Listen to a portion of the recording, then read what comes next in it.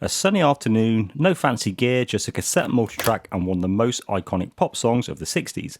Let's see how far we can get with 4 tracks, a VCR and a handful of outboard gear.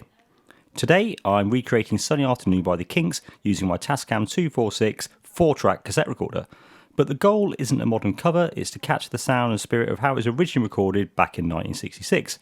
Mono, mid-range heavy and all analogue.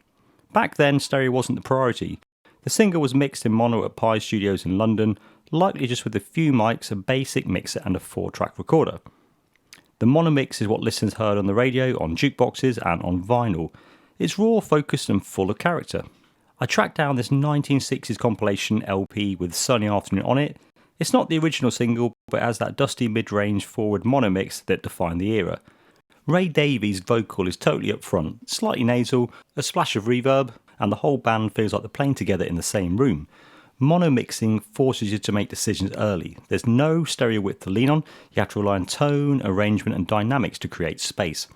On the original there's almost no room reverb, just tape saturation and what sounds like a subtle plate reverb on the vocals. The bass part is warm and melodic and the drums are pretty low in the mix, just enough to drive the groove along. The main recording unit for this video is the Tascam 246. It's a 4-track cassette recorder from the 80s. It's compact, intuitive and perfectly suited to recreating the kind of track limitations engineers dealt with in the mid-60s. I'll also be using a Hi-Fi VCR to bounce groups of tracks externally, which allows me to layer more parts than the 4-track would normally permit. Since I'm working solo and using a 4-track recorder, I'll be layering each part and bouncing along the way. Here's a hand-drawn diagram of the signal path and bounce plan so you get an idea what I'm talking about. After recording the first 3 tracks, I'll then record tambourine over the guide on track 4 and bounce all of these 4 parts onto the VCR.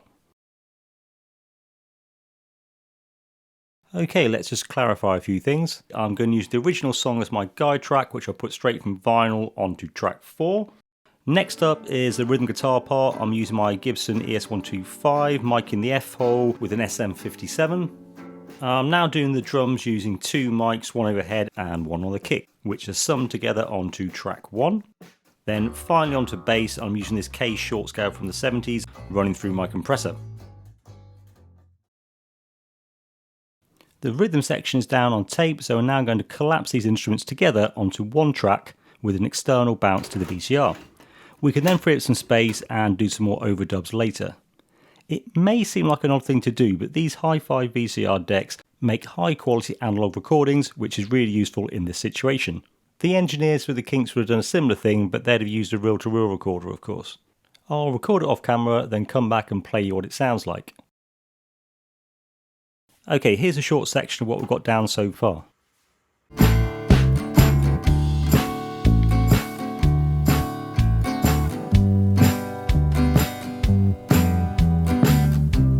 I don't know what you think, but it sounds pretty clean to me, and will hopefully retain lots of that detail when I record it back onto the cassette tape.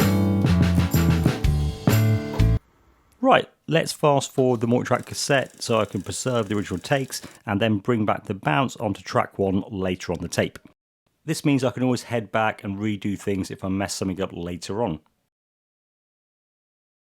This is my plan for stage 2 of the session. I'll start off with the backing vocals, then do the lead, and then move on to add piano and electric guitar.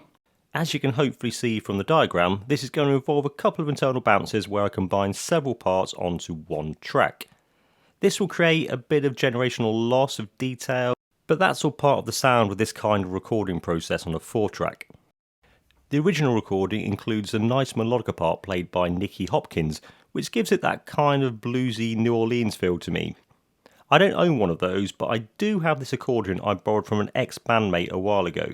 Believe it or not, I used to play this live on stage, and to be honest, I don't really know how to work this thing.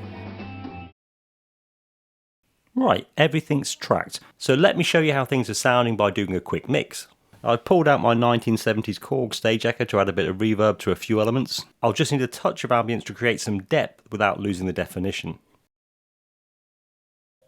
Okay, let's hit play and see how things are sounding. 2, 3, 4.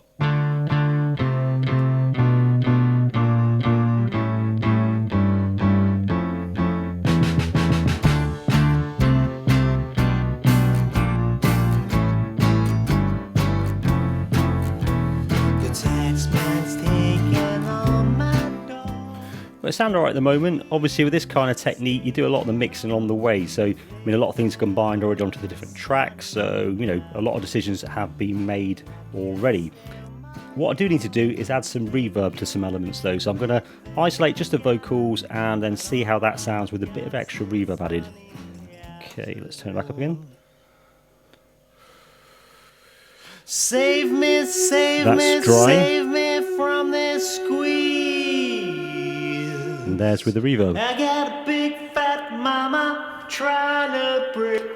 I bought the reverb return back into channels 5 and 6 onto the Tascam here, which gives me the opportunity to EQ things a little bit more. So what I want to do is just take a little bit of the low end out. So I'm going to crank that down a touch so it doesn't muddy up the mix too much and press it back in.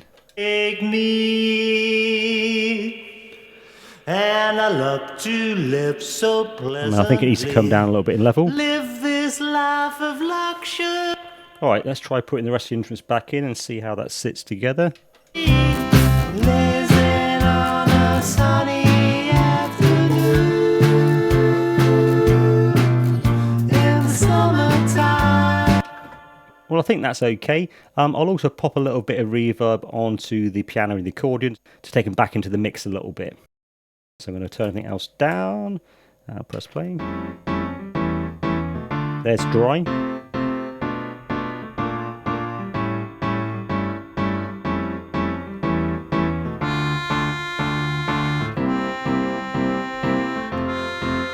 There's full on. Ooh, that's way too much.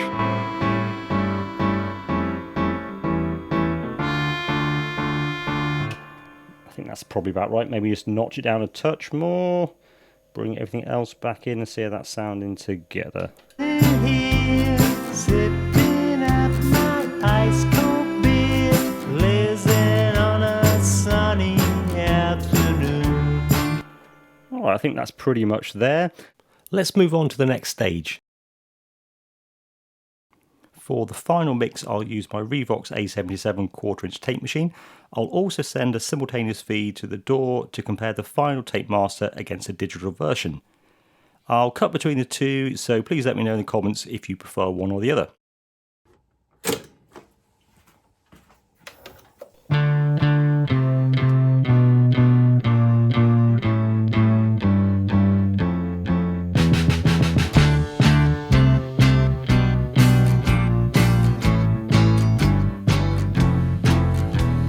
Taxman's taken on my door and left me in my stately home, blazing on a sunny afternoon.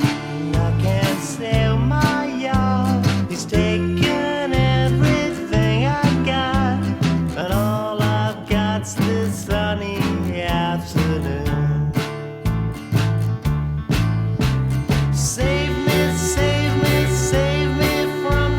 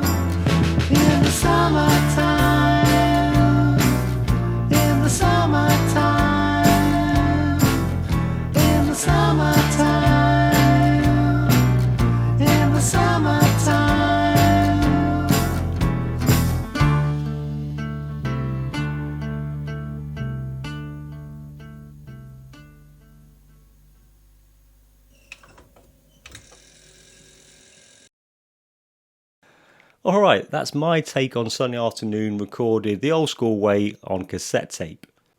It's a bit messy, but hopefully that's part of its charm. I've got an original song coming up next which builds on this same approach. Tape, analog gear and that 60s feel. So if you're into that kind of thing, stick around. Thanks for watching today and I'll see you in the next one.